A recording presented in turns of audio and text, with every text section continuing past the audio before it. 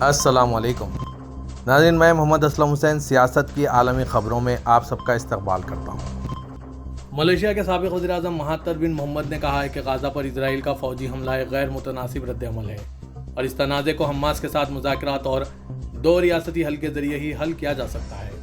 महातर मोहम्मद 1981 से 2003 और 2018 से 2020 तक बतौर वज़ीर-ए-आज़म रहे। वो मलेशिया की तारीख में सबसे तवील अरसे तक वज़ीर-ए-आज़म रहे। महातर मोहम्मद लंबे अरसे से फ़लस्तीनी कौमी हुकूक़ के हामी रहे हैं। एक खुसूसी इंटरव्यू में इनका कहना था कि ये पिछले नकबा से भी बदतर है, क्योंकि ये जंग नहीं है, ये महज एक इंसानियत सोच जुल्म है। हम फौजियों को आपस में लड़ते हुए नहीं देख रहे हैं, हम देख रहे हैं कि इजरायली फौजी इजरायली दहशतगर्दी शहरियों को मार रहे हैं। ये जंग नहीं है, ये एक इंसानी तबाही है, ये एक दहशतगर्द हमले हैं। अमेरिका और बहुत सी दूसरी मगरबी हुकूमतों ने बारहा इजराइल के अपने दिफा के हक में हिमायत का इजहार किया है और इसकी हमास को ख़त्म करने की वसी पैमाने पर हिमायत की है। हमास को वाशिंगटन और बहुत से यूरोपीय ममालिक दहशतगर्द तंजीम तस्वुर करते हैं, लेकिन इजराइल एक दहशतगर्द मुल्क बन चुका है। इजरायली करेंसी शैकल 2012 के बाद कम तरीन सतह पर आ गई है। अमेरिकी डॉलर के मुकाबले में शैकल में 0.7% की कमी हो चुकी है। तफसीलात के मुताबिक इजराइल के गाजा पर जारियत मुआशी असरात सामने आना शुरू हो गए हैं। इजराइल की करेंसी शैकल 2012 के बाद कम तरीन सतह पर आ चुकी है।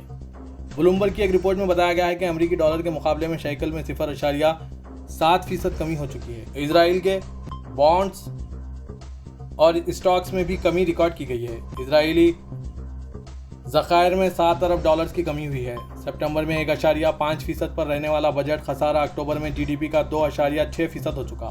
2022 में सरप्लस रहने वाला बजट जंगी अखराजात के बाद 2024 में 3.5% खसारे तक पहुंच सकता है।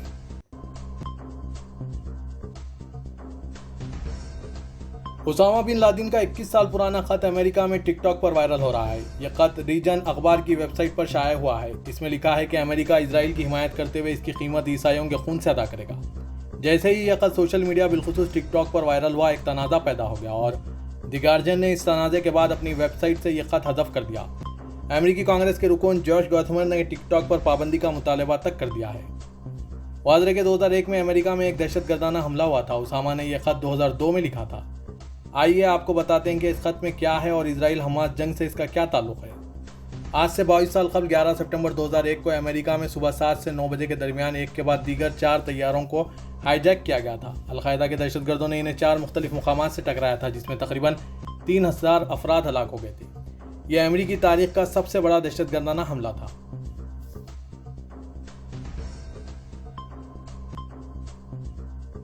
इजरायली दहशतगर्दाना अफवाज की जानिब से गाजा के सबसे बड़े अल-शफा अस्पताल पर लगातार कार्रवाइयों का सिलसिला जारी है, जिसके नतीजे में डॉक्टरों और तिब्बी अमले ने अस्पताल में ज़ेर इलाज मरीजों की अमवात में इजाफे का खदशा जाहिर कर दिया है। अल-शफा अस्पताल के डायरेक्टर मोहम्मद अबू सलामिया का अरब टीवी से बात करते हुए कहना था कि हम मरीजों की अमवात की शरह में कमी के मुंतज़िर हैं, ताहम हर गुजरते लम्हे के साथ अस्पताल में दाखिल मरीजों की अमवात में इजाफे का खतरा बढ़ता जा रहा है। उन्होंने कहा कि गुज़िश्ता 48 घंटों से अल-शफा अस्पताल का कंट्रोल काबिज अफवाज के हाथों में है। फ़लस्तीनी अथॉरिटी की वज़ारत सेहत के मुताबिक इजरायली अफवाज अल-शफा अस्पताल से मरीजों या तिब्बी अमले के महफूज इनखला के रास्ते बंद कर रहे हैं। काबिज फौज ने अल-शफा अस्पताल के मुख्तलिफ हिस्सों को मुकम्मल तबाह कर दिया है। फ़लस्तीनी फ्रीडम मूवमेंट के बानी और सेक्रेटरी जनरल खालिद अबू हिलाल इजरायली हमले के नतीजे में शहीद हो गए। फ़लस्तीनी मीडिया के मुताबिक गाजा के इलाके शेख रिजवान में इजरायली हमले के नतीजे में खालिद अबू हिलाल शहीद हुए। गाजा में इजरायली जारियत 7 अक्टूबर से जारी है, जिसमें अब तक शहीद फ़लस्तीनियों की तादाद 11,000 से ज़्यादा हो चुकी है। गाजा में इंडोनेशिया अस्पताल मुकम्मल गैर फाल, मरीजों का इलाज नामुमकिन हो गया। फ़लस्तीनी वज़ारत सेहत के मुताबिक इजरायली हमलों में 11,470 शहीद अफराद हैं। 4,707 बच्चे, 3,155 ख़वातीन और 668 बुजुर्ग भी शामिल हैं। सऊदी अरब से 9वां तैयारा आज जुमे के रोज़ गाजा के मुतासरीन के लिए इमदादी सामान लेकर मिस्र के अल अरीश एयरपोर्ट पर पहुंच गया। जाने वाले 9वें तैयारे में 3 एम्बुलेंसेस भी शामिल हैं। इमदादी सामान मिस्र के अल अरीश एयरपोर्ट से ट्रॉलर्स के जरिए गाजा मुंतकिल किया जाएगा। सऊदी खबरसां इदारे SPA के मुताबिक सऊदी अरब की जानिब से 9वां इमदादी तैयारा, जिसमें 3 एम्बुलेंसेस भी शामिल है, गाजा मुतासरीन के लिए भेजी गई। सऊदी अरब की जानिब से मजीद 17 एम्बुलेंस मुख्तलिफ मराहिल में भेजी जाएंगी। इमदादी तैयारे पर खाने पीने की अशिया और आर्जी पनागाह के दरकार ज़रूरी सामान भी है। इमदादी सामान की तरसील खादिम हरम शरीफीन शाह सलमान बिन अब्दुल अजीज़ और वली शहजादा मोहम्मद बिन सलमान की जानिब से गाजा में फ़लस्तीनी भाइयों की मदद के लिए अवामी एहतियात मुहिम का हिस्सा है। सऊदी अरब के शहर जिद्दा में म्यूनसिपलिटी ने जुनूबी अबहर से फ्रंट की तज़यीन व आराइश का काम मुकम्मल करने के बाद इसे आम पब्लिक के लिए खोल दिया। सबक वेबसाइट के मुताबिक अबहर से फ्रंट सऊदी स्कूलों में पहले सेशन की तातीलात के मौके पर खोला गया है।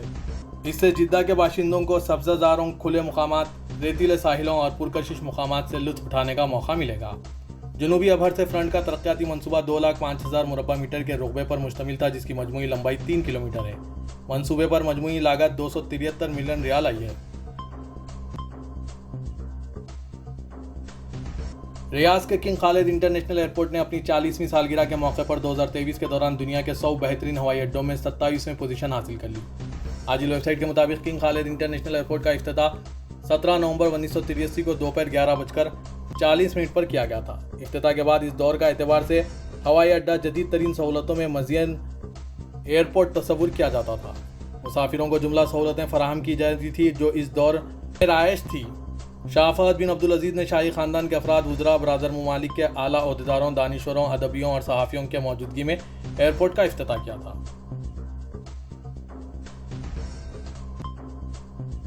मस्जिद अक्सा के इर्द गिर्द अपनी पाबंदियों को जारी रखते हुए इजरायली पुलिस ने गुज़िश्ता हफ्तों की तरह इस हफ्ते भी अक्सा में नमाज जुमा अदा करने के ख्वाहिशमंद फ़लस्तीनियों को रोक दिया।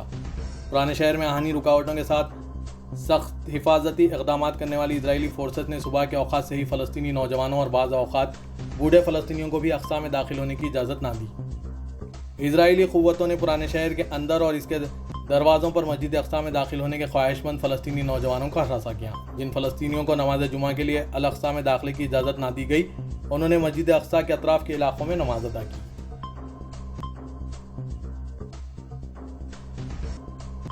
तुर्की के सदर रजब तैयब एर्दोगान सरकारी दौरे पर जर्मनी के दारकूमत बर्लिन पहुंच गए हैं। बर्लिन ब्रेडेनबर्ग हवाई अड्डे पर जर्मन हुकाम और बर्लिन में तुर्की के सफ़ीर अहमद बाशारशन ने इनका इस्तकबाल किया।